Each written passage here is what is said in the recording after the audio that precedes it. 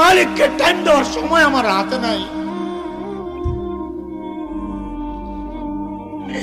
একদিন তো আফসোস কর ভাই, কি করলাম, ইয়া লাইতানি কদ্দামতু লিহায়াতি, ইয়া লাইতানি কদ্দামতু, হায় জীবনের জন্য যদি কিছু বাটাইতাম।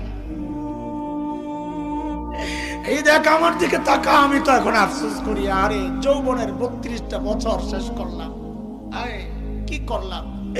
প্রতিদিন যদি একবার করে সুবহানাল্লাহ পড়তাম তো আমল নামায় কতগুলো সুবহানাল্লাহ জমা হইতো। আরে 2 রাকাত করে নফল নামাজ যদি পড়তাম তো আমল নামায় কতগুলো নফল নামাজ জমা হইতো। কি করলাম, কই কই ঘুরে ঘুরে টাইম শেষ করলাম। এখন তো আফসোস লাগে যখন আয়নায় দেখি দাড়ি ভাইকা সাদা হয়ে গেছে, যখন দেখে চুল সাদা হয়ে গেছে, বুঝি আরে টাইম তো শেষ, টাইম